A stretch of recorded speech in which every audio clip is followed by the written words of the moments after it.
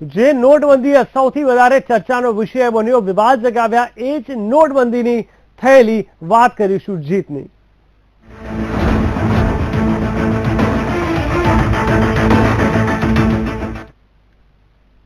નોટબંધીના નિર્ણયને પ્રજાએ આવકાર્યો છે. તે તો આપણને તાજેતરમાં યોજાયેલી ચૂંટણીના પરિણામો પરથી ખ્યાલ આવે છે. 8મીએ નોટબંધીના એલાન બાદ દેશમાં યોજાયેલી વિધાનસભાની અને લોકસભાની પેટા ચૂંટણી પણ લોકોએ ભાજપના નિર્ણયને આવકાર્યો તેવા પરિણામો સામે આવ્યા હતા.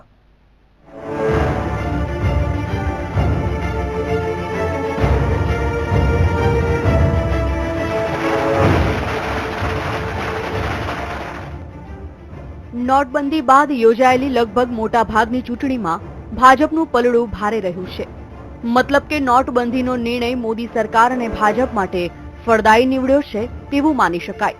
તે પછી 6 રાજ્યોની 8 વિધાનસભાની અને 4 લોકસભાની બેઠકની વાત હોય કે પછી મહારાષ્ટ્રમાં યોજાયેલી નગર પરિષદની ચૂંટણીની વાત હોય, આ તમામ ચૂંટણીમાં ભાજપને નોટબંધી ફળી છે. જો 19 નવેમ્બરે 6 રાજ્યોની વિધાનસભાની 8 બેઠકો પર યોજાયેલી પેટા ચૂંટણીની વાત કરીએ તો તેમાં ભાજપનો દબદબો રહ્યો છે. રાજ્યોમાં 8 વિધાનસભાની બેઠક પર પેટા ચૂંટણી યોજાઈ હતી, જેમાં ભાજપ અને અન્નાદ્રમુકને 3 બેઠકો પર જીત મળી, જ્યારે માકપાને 2 બેઠકો મળી હતી અને કોંગ્રેસ અને તૃણમૂલ કોંગ્રેસને 1 બેઠકથી જ સંતોષ માનવો પડ્યો. બીજી બાજુ લોકસભાની 4 બેઠકોની યોજાયેલી પેટા ચૂંટણીમાં પણ ભાજપને ફાયદો થયો છે. તેવી જ રીતે 19 નવેમ્બરે લોકસભાની 4 બેઠકો પર યોજાયેલી પેટા ચૂંટણીમાં ભાજપનો દબદબો રહ્યો અને નોટબંધીના નિર્ણયને લોકોએ જનાદેશ આપ્યો. અસમની લખીમપુરની લોકસભા બેઠક પર ભાજપે જીત હાંસલ કરી. આ બેઠક આસામના મુખ્યમંત્રી સોનોવાલ દ્વારા ખાલી કરાઈ હતી. ભાજપે લખીમપુર બેઠક પર 1,90,219 વોટની જીત હાંસલ કરી, તો મધ્યપ્રદેશની શહડોલ લોકસભાની બેઠક પર પણ ભાજપે જીત હાંસલ કરી. આસામ અને મધ્યપ્રદેશમાં ભાજપની જ સરકાર છે. મતલબ કે નોટબંધી બાદ 19 નવેમ્બરે યોજાયેલી લોકસભાની 4 બેઠક પૈકી 2 બેઠકો પર ભાજપે જીત મેળવી. તો નોટબંધી બાદ યોજાયેલી મહારાષ્ટ્ર નગર પરિષદની વાત કરીએ તો તેમાં પણ ભાજપનું પલડું ભારે રહ્યું છે. નગર પરિષદમાં 147 બેઠકમાંથી 52 પર ભાજપનો ભગવો લહેરાયો છે, તો નગર પંચાયતની ચૂંટણીમાં પણ ભાજપને સૌથી વધુ 851 બેઠકો મળી છે. મતલબ કે અહીં પણ નોટબંધીના નિર્ણયથી પ્રજા ભલે પરેશાન હોય, પરંતુ લોકોએ મોદી સરકારના નિર્ણયનું સમર્થન કર્યું છે. Bureau report, VTV news. આજે યોજાયેલી નગરપાલિકા અને પંચાયતની ચૂંટણીઓમાં ગુજરાતની જનતાએ ફરી એકવાર ભાજપ પર ભરોસો મૂકતા કોંગ્રેસના સુપડા સાફ કર્યા છે.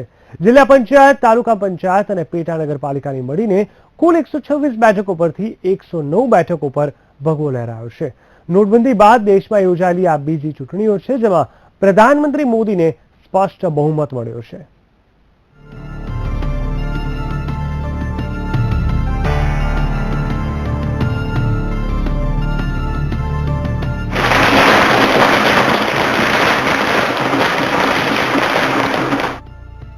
બે 2017ની વિધાનસભા ચૂંટણી પૂર્વે ભાજપ માટે ફરી એકવાર પોરસાવાનો પ્રસંગ આવ્યો છે. રાજ્યની જનતાએ ફરી એકવાર ભાજપને પૂર્ણ સમર્થન જાહેર કર્યું છે. સવારથી જ ભાજપ કાર્યકર્તાઓમાં ઉત્સાહ જોવા મળ્યો હતો. રાજકોટ, વાપી અને ગોંડલના કેન્દ્રો પર કાર્યકર્તાઓ ઉજવણી કરતા જોવા મળ્યા. નગરપાલિકાની વાપી અને કનકપુરની કુલ 90 બેઠકોમાંથી 83 બેઠકો પર ભાજપે જ્વલંત વિજય મેળવ્યો છે, જ્યારે કોંગ્રેસને ભાગે માત્ર 7 બેઠકો આવી છે.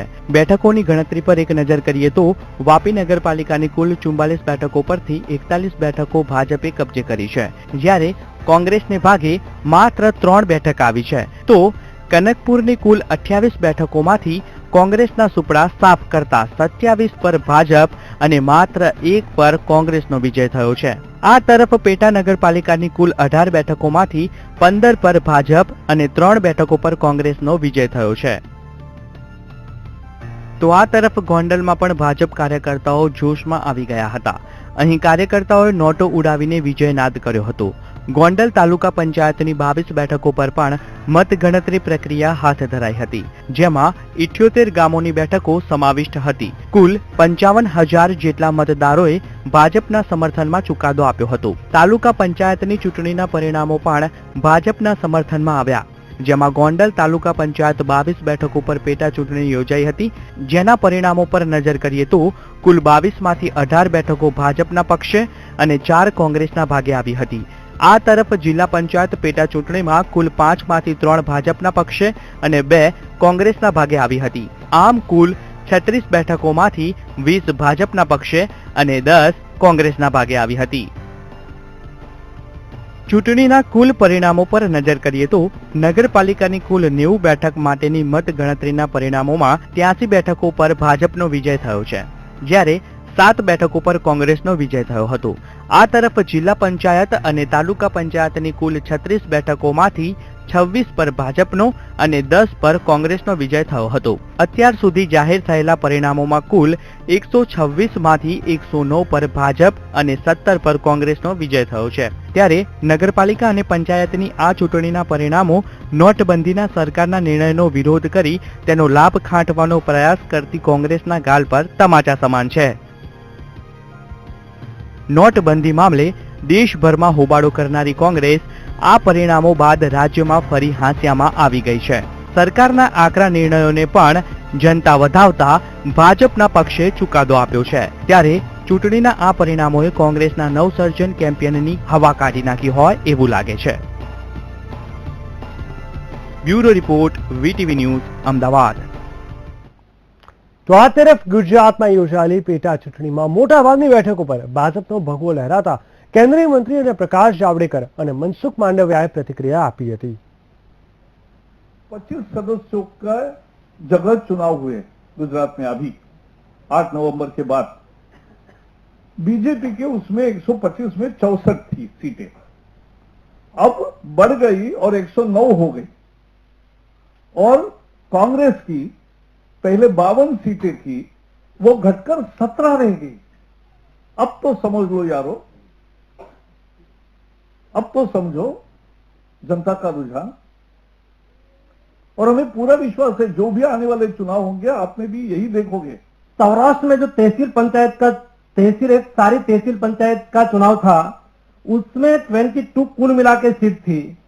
उसमें 22 में से केवल 4 सीट कांग्रेस को मिली है, जो पहले उसके पास 12 सीट थी, 12 सीट थी. और वापी नगर पालिका की चुनाव में कुल मिला के 44 सीट थी. 44 में से बीजेपी को 42 मिली, कांग्रेस को केवल 2 ही मिली है. और कनकपुर नगर पालिका के चुनाव में कांग्रेस को केवल 1 सीट मिली है. वो बताती है कि गुजरात की जनता भारतीय जनता पार्टी के समर्थन में है.